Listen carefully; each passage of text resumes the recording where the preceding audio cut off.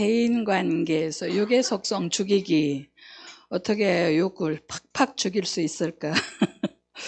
시작해 보겠습니다. 고린도전서 2장 14절에서 16절. 우리가 세상의 영을 받지 아니하고 오직 하나님께로 온 영을 받았으니 이는 우리로 하여금 하나님께서 우리에게 은혜로 주신 것들을 알게 하려 하심이라. 우리가 이것을 말하거니와 사람의 지혜의 가르친 말로 아니하고 오직 성령의 가르치신 것으로 하니 신령한 일은 신령한 것으로 분별하느니라. 육에 속한 사람은 하나님의 성령의 일을 받지 아니하나니 저희에게는 미련하게 보이며 또 깨닫지도 못하나니 이런 일은 영적으로라야 분별함이니라. 신령한 자는 모든 것을 판단하나 자기는 아무에게도 판단을 받지 아니하느니라. 누가 주의 마음을 알아서 주를 가르치겠느냐. 그러나 우리가 그리스도의 마음을 가졌느니라. 헨리 나우엔과 영성 내용을 보면 당신이 나에게 영적으로 산다는 것이 무엇인가 직선적으로 묻는다면 나는 중심에서 예수님과 더불어 사는 것이라고 대답하겠다. 본 참고 서적에서 말하고자 하는 것은 우리는 나의 이성과 경험, 세상의 가치관으로 살아가고 있다. 이런 세상적인 방법으론 영적인 삶을 살아갈 수 없다. 중심에 예수님과 더불어서 가르침과 말씀으로 살아야 된다. 그것이 영적으로 산다는 것이다. 즉 우리 성도의 길은 이성에서 영성으로 갈 때 진정한 영적인 세계가 열려지고 육적, 혼적, 영적인 세계가 열리고 치유되고 성장되게 된다. 그렇습니다. 우리 마음을 어디에 두고 어떻게 생각하느냐가 관건이라고 그랬어요.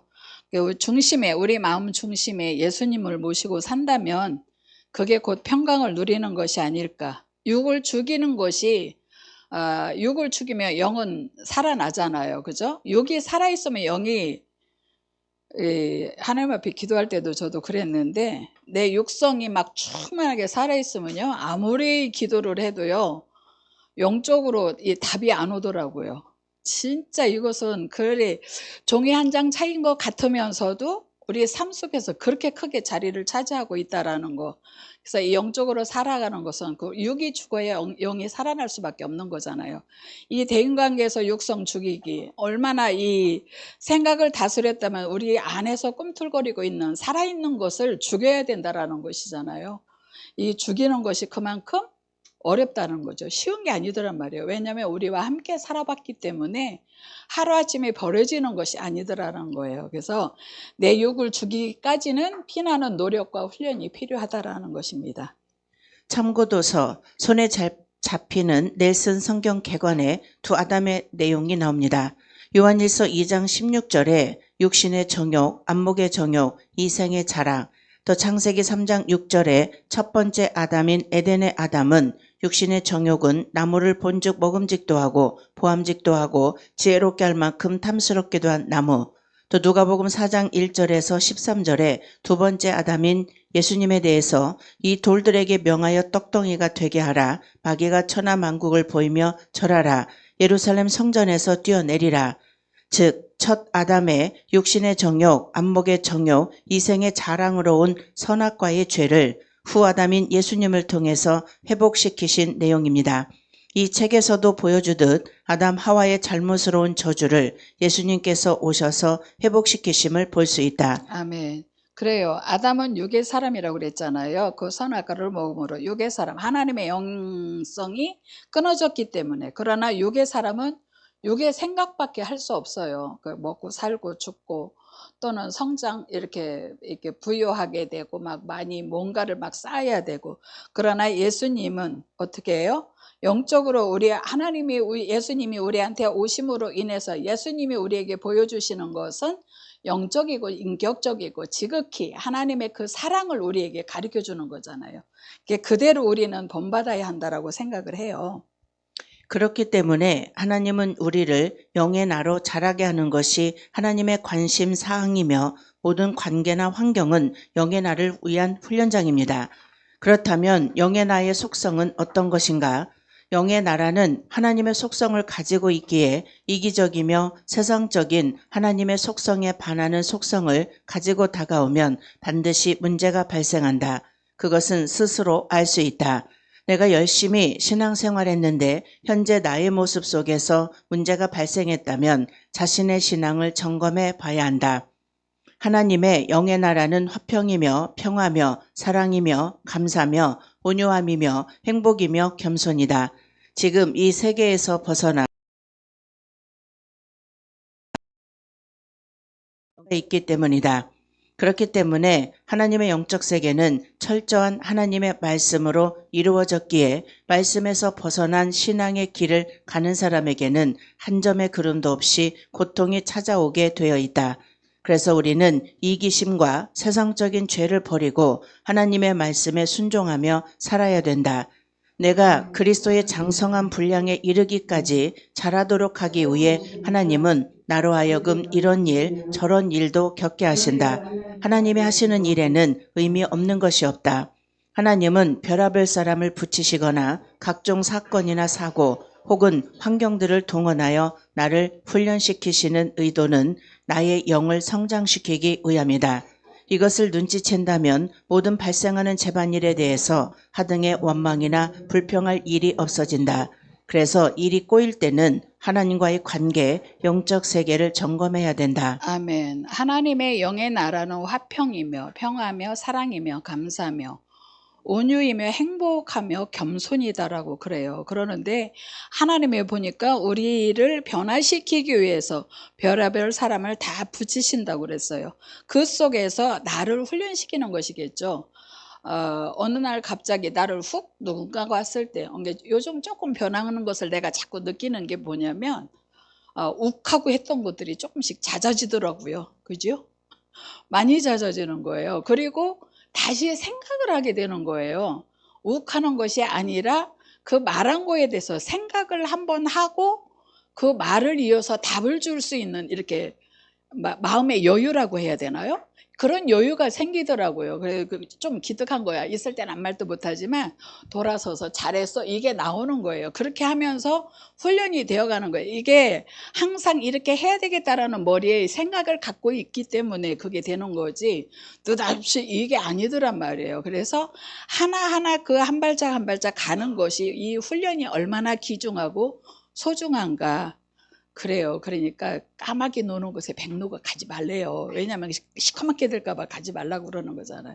그런 옛날에 그런 속담까지도 귀담아 듣게 되고, 우리 아까도 얘기했지만 끼리끼리 모이는 것도 그쵸. 영이 같아야 끼리끼리 모여지는 거예요. 그래서 그런 거를 보면서 하나님에 대한 이 우리 가나안 나눔에 대해서 이 훈련을 하면서 얼마나 나에게 유익이 되는가, 얼마나 나를 참 이렇게 변화시켜 주는가, 정말 감사하고 정말 감사하더라고요. 그래서 순간순간 지나가면서도 그냥 나 혼자 하는 말이냐, 목사님 감사합니다 이렇게도 하고. 그런데 아까 오면서 이렇게 오면서 그래요. 저는 항상 그래요. 나 아닌 누구도 이렇게 빨리 이렇게 같이 함께 변화되고 통하면 좋겠다라고 해가면서 오는데, 새벽 말씀을 들으면서 이것도 우상이고 이것도 우상이다라는 그 말을 들으면서 이렇게 나를 이렇게 생각하게 하고 하나님께 내려놓게 하더라라는 말을 듣는 순간 내 마음이 얼마나 기쁜지, 아유 많이 컸다 막 이런 생각이 들어가면서, 이게 나를 이렇게 많이 이야기해 주는 우리 시어머니가 그랬어. 오면서 그런 것이 이 남편하고 대화 중에서 이런 것들을 변화시켜지는 것이, 본인이 이렇게 하나님이 이렇게 나를, 내가 말할 수 없으니까 상대방의 입에서 나올 수 있게 해서 그거를 나로 인해서 하나님 앞에 온전하게 맡겨지는 훈련도 이렇게 시키더라라는 그 얘기를 하는 거야. 그러는데 내 속으로 얼마나 반갑고 기쁜지, 나는 항상 좀 놓여놨으면 좋겠다라는 생각을 했거든. 그래서 기도를 했고 그랬는데, 그렇게 말을 하는데 얼마나 반가운지 내 마음이 너무 반가웠고 기뻤어요. 그러나 우리 육이 시퍼렇게 살아있다면 아무것도 되지 않겠죠. 그래서 계속 우리는 육을 죽여야 됩니다. 첫째, 우리가 대인 관계에서 버릴 것이 무엇인지를 살펴보자. 첫째, 미움 버리기. 미움은 영의 성장을 방해한다. 마음속에 오랜 기간 동안 품고 있는 미움은 살인 동기를 제공한다. 미움의 감정은 어떻게 나타나는가? 상대방을 쌀쌀하게 대하는 것이다. 상대방에 대해서 공격적이며 비판적인 말을 한다. 상대방이 잘못했을 때 용서가 안 된다. 상대방으로부터 쉽게 고개를 돌려버린다. 상대방에게 관심을 보여주지 않는다. 상대방에 대해서 말하거나 생각하는 것도 싫어진다. 모든 것을 이해하는 것은 모든 것을 용서하는 것이다. 이해하면 용서하게 되고 안미워하게 된다. 이해하는 폭이 넓어지는 만큼 용서의 폭도 넓어진다. 이해란 상대방의 입장에 내가 서 보는 것이다. 아멘. 내 마음의 평강을 유지하지 못하면 감정에 휘둘리기 때문에 그럴 것 같아요. 감정에 휘둘리기 때문에 이거를 빨리 벗어나려면 우리가 평강을 유지해야 되잖아요. 그 평강을 유지하는 것은 말씀밖에 없더라고요. 말씀 부여잡고 나아가면 이 좌우로 흔들리지 않는 그런 마음 중심을 잡게 되더라고요.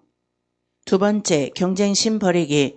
세상 삶의 방식을 따라 살고 있는 한 예수님 닮기는 곤란합니다. 자기 연민, 낙심, 자학은 경쟁심에서 나온다. 하나님의 범주를 인정하고 자기 분수를 알고 살라. 이것이 하나님의 주권을 인정하는 일이다. 육의 나를 비교하지 말고 영의 나의 모습과 비교하라. 육신적인 비교는 도토리 키재는 것과 다를 바 없다. 하늘에 속한 영의 나를 비교하면 거룩한 욕구가 생긴다. 내가 성화된 만큼 범사에 자유로워진다. 경쟁심은 육으로 살고 있다는 증거이다. 비교하는 전문가가 되지 말고 자기 앞에 주어진 삶을 주시하라. 인간적 수준보다 더 낮은 동물적 수준에서 살지 말고 남이 나보다 나으면 그대로 인정해줘라. 영안이 열려서 타인의 영을 만지게 되면 경쟁심 같은 것은 자취를 감추게 된다. 아멘. 그래요. 우리 마음을 넘어지게 하는 것이 곧 사단이 하는 거잖아요. 우리를 평강을 누리지 못하게 만드는 거잖아요. 하나님의 우리 이 강의 중에서도 하나님 앞에 충성할 때에 하나님께서 축복해 주신다고 그랬어요. 충성하려면 우리 마음에 경쟁하는 것이 없어야 돼요. 경쟁하는 것이 있다라는 것은 아직도 내 속에 육이 시퍼렇게 살아있다라는 그런 거겠죠. 그죠? 그런 것들이 없어지기 위해서는 나를 그만큼 훈련하는 거다라는 거예요. 세 번째, 시기, 질투심 버리기. 시기는 육신에 속한 자의 전형적인 모습입니다. 업종이 같은 사람에 대해 갖기 쉬운 감정이다. 이웃이 잘 되면 속이 쓰리고 배가 아프다. 남 잘 되는 꼴을 보기 싫다. 사실 예수님도 시기 질투심 때문에 죽임을 당하셨다. 내 안에 시기심이 있으면 남에 대해 칭찬의 말을 하기 싫어진다. 상대방을 있는 그대로 인정해주고 용납하고 더 나아가 칭찬해줘라. 네 번째, 판단 버리기. 하나님만 만사를 정확하게 판단하실 분이다. 우리는 더하거나 덜하면서 판단을 하게 된다. 왜냐하면 우리는 외모만 볼 뿐 속마음을 볼 수 없기 때문이다. 내 기준과 수준에서 남을 판단하지 말라. 남을 판단하는 만큼 나도 판단을 받게 된다. 로마서 14장 4절에 내가 누구간데 남을 판단하느냐? 또 요한복음 8장 15절에 육체를 따라 판단하지 말라. 나는 아무도 판단하지 않노라. 우리의 관점은 단지 이 사람은 구원받은 자인가? 내가 복음을 전해야 할 사람인가? 이 사람은 하나님께 속한 자인가? 이어야 합니다. 누군가가 나를 서운하게 하는 말을 해도 무반응, 무응답할 수 있는 데까지 이르도록 훈련해야 한다. 조금만 찔러도 꿈틀거림은 아직도 육성이 시퍼렇게 살아있다는 증거이다. 사자는 말이 없을 뿐 아니라 감각마저 없는 법이다. 아멘. 그래요. 판단은 하나님만 하실 수 있다라고 그래요. 그 하나님만 하실 수 있는 판단을 우리도 스스럼 없이 판단할 때가 많이 있습니다. 그러나 내 마음에 평강이 있다면 판단하지 않아요. 근데 평강이 흐트러졌을 때 판단하는 그게 나오더라고요. 그래서 항상 나를 조심하고 내 입술을 잘 붙잡고 모든 우리 몸체가 이렇게 나도 이렇게 뚱뚱한데 이 중에서도 그 가장 작은 입에서 선과 악이 나온다고 그러잖아요. 찬양이 나오고 욕설이 나오고. 진짜 그런 거는 어떻게 훈련을 아무리 해도 이게 반복적인 훈련이 되다 보면 이제 사랑스러운 날이 나오겠죠. 그게 나올 때까지 우리는 훈련을 해 나가야 된다라는 거예요. 그러니까 하나님만 하실 수 있는 것을 우리가 너무 넘어다 보고 거기까지 갈 필요가 없다라는 거죠. 마음의 평강을 지키면 판단하지 않게 됩니다. 다섯 번째, 이기심 버리기. 자기 생각대로 말하고 행하는 게 이기심이다. 자기를 이롭게 하는 게 이기심이다. 남을 이롭게 하는 것이 이 탓입니다. 우리가 지음받은 목적은 하나님을 위해, 남을 위해, 그리고 마지막으로 자기를 위해 지음받았다. 자기 유익을 위해 남을 섬기고 봉사하는 것도 이기적이다. 남에게 좋은 정보, 아이디어, 생각, 그리고 계획을 제공 안 하는 것도 이기적이다. 도와주는 일도 잘 도와줘야 한다. 왼손이 하는 것을 오른손이 모르게 하라는 말씀은 무슨 뜻인가?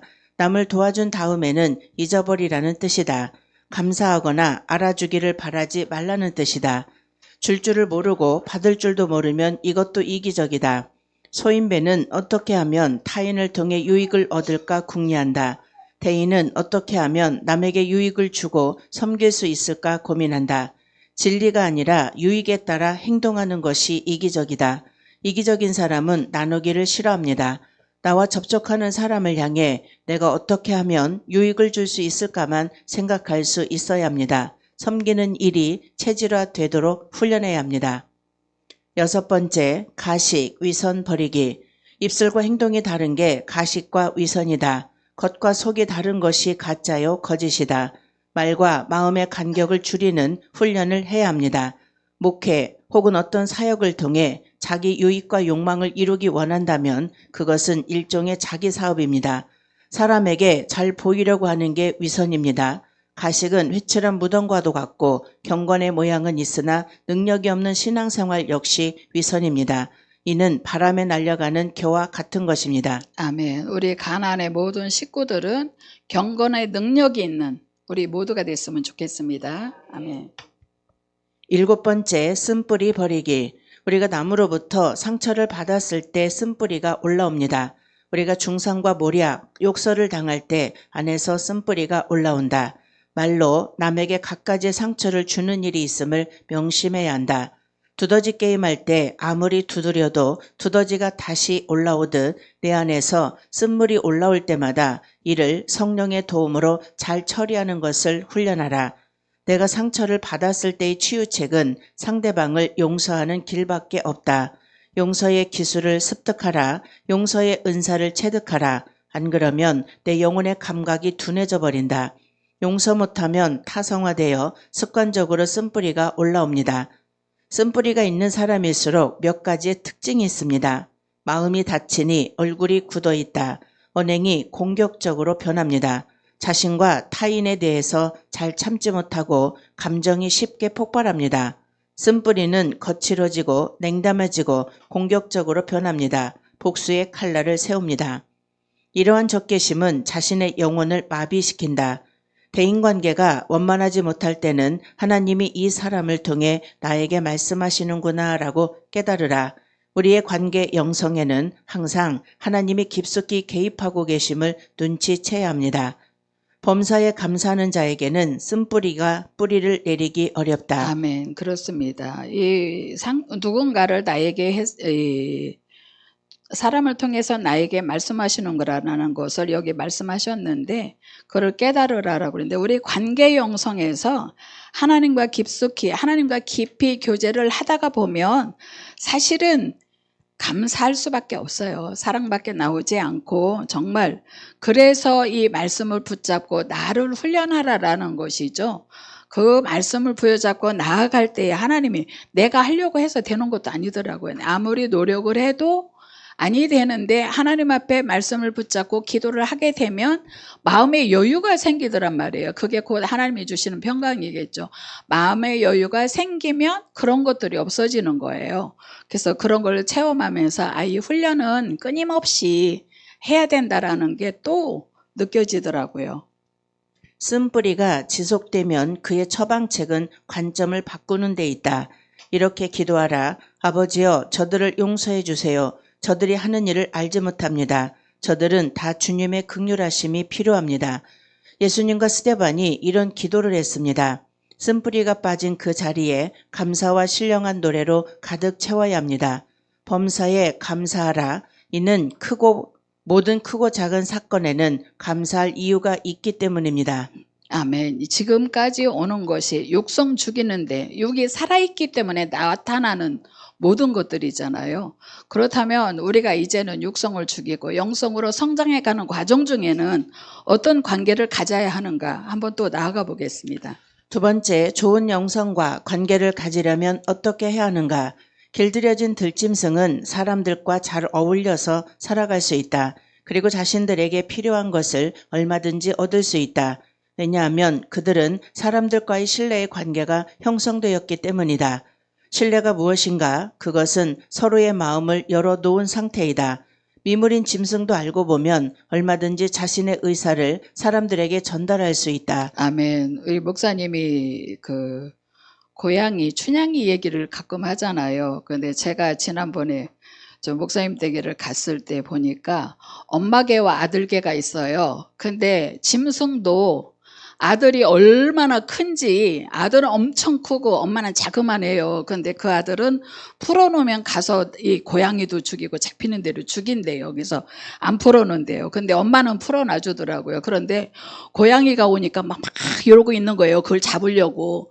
그러니까 엄마가 막 팔딱팔딱 뛰어 왔다 갔다 하고 막 짖어. 그 아들 보고 이거 이제 하지 말라는 거야. 막 하지 말라고 짖는 거야. 그러면 얘는 또 가만히 있어. 이렇게 이제 고놓고 있는 거야. 가서 잡을 생각만 하는 거야. 근데 끈이 묶여서 못 가잖아. 막 이러고 있는데 가서 어떻게 할까 봐 막 짖고 막 엄마가 막는 거야. 그걸 보면서 와. 짐승도 저렇게 크고 작고를 떠나서 우리가 볼 때는 아들이 엄마를 잡고도 남게 생겼어. 그렇게 큰데 엄마가 그러니까 또 가만히 있는 거예요. 그런 걸 보면서 이 미물도 이렇게 이런 짐승도 이렇게 하지 말라는 것도 맞고 이렇게 하는데 우리 사람들은 하지 말라는 거 왜 더 하는지 쳐다보지 말라고 하면 깨금발 짚고 쳐다보게 되는 게 사람이더란 말이에요. 이게 우리 육성이 살아있기 때문에 그런 것이 아닌가. 우리가 육성이 죽고 영이 살아난다면 흘러가거나 말거나 그게 무슨 상관이 있겠어요. 그죠? 오직 하나님만 바라보는 우리 모두가 됐으면 좋겠습니다. 그런데 왜 사람들 간에는 서로의 의사가 전달되지 않는 것일까? 그것은 서로에 대한 신뢰, 존경이 없기 때문입니다. 얼마든지 우리는 대화로 풀어갈 수 있다. 그러나 우리들 스스로가 그 길을 거부하고 있다. 그 이유는 교만, 죄의 속성에서 오는 결과로 관계가 이루어지질 않는 것이다. 교만하기 때문이기도 하고 무지하기 때문이기도 하다. 그런 사람은 시한폭탄과 같은 존재이다. 오직 자신의 존재만을 위해서 타인과의 투쟁만이 존재할 뿐이다. 이런 사람은 행복할 수가 없습니다. 늘 불안정하고 기복이 심합니다. 이유는 세상적인 죄성과 욕심으로 가득 차 있기 때문입니다. 그렇기 때문에 이런 영성을 가지고는 타인에게도 자신에게도 불행할 수밖에 없습니다. 아멘. 그래요. 영성도 육성도 다 흘러갑니다. 지난번에 제가 이 새벽 말씀을 들으면서 그랬어요. 고 목사님의 그 우림의 사랑의 그 빛이 우리에게 비춰줬으면 좋겠다. 그저 왔다 그저 가는 게 아니라 하나라도 건져서 내 거와 했으면 좋겠다라고 고백을 했는데 그래요. 육도 흘러가고 영도 흘러간단 말이에요. 근데 우리가 남에게 줄 수 있는 거는 영성으로 흘러가는 걸 줘야 선한 영향력을 끼쳐야 된다고 생각을 해요. 열심히 영성으로 잘한다고 했는데 욱해서 다 쏟아놔 버리면 참 소용이 없는 거잖아요. 그죠? 우리를 통해서 정말 영적으로 쭉 흘러갈 수 있는 가난의 영성과 사랑이 흘러갔으면 좋겠습니다. 우리는 하나님과 사람들의 관계에서 길들여진 들짐승이 되어야 된다. 어느 누구와도 적대지 말고 함께 갈 수 있어야 한다. 길들여지지 않은 사람들에게는 어느 누가 다가와도 스승이 될 수 없습니다. 왜냐하면 자신이 스승이기 때문입니다. 이들은 가장 불행한 인생을 살아가는 사람들입니다. 우리에게는 스승도 제자도 있어야 합니다. 우리 속에 있는 쓴뿌리와 견고한 진은 우리 스스로는 해결할 수 없다. 그것은 하나님의 역사하심이 있어야 한다. 하나님은 사람을 통해서 역사하신다. 그러기에 우리에게는 스승이 필요한 것이다. 그래서 절대적인 스승이 있는 자는 축복받은 자입니다. 그런 사람은 쓴뿌리와 견고한 진을 빨리 해결할 수 있게 됩니다. 즉 사람들은 절대적인 스승이 없어서 만나지 못한 것이 아니라 자신 스스로가 절대적인 스승을 받아들일 준비가 되어 있지 못해 만나지 못한 것입니다. 우리의 절대적인 스승인 예수님은 언제나 우리에게 오실 준비가 이미 끝나셨기 때문입니다. 이상과 같이 우리가 육의 속성이 죽고 영적인 속성이 회복될 때 첫 아담으로부터 온 육신의 정욕, 안목의 정욕, 이생의 자랑에 의한 모든 저주가 풀리고 거룩한 영성을 가지게 될 것입니다. 아멘. 그렇습니다. 우리의 절대적인 스승은 예수님이라고 했습니다. 우리는 말씀을 부여잡고 우리 마음 가운데 예수님을 모시고 정말 영원한 그 사랑 안에서 우리 가난의 나눔의 그 사랑을 흘러가게 하는 우리 모두가 됐으면 좋겠습니다. 감사합니다.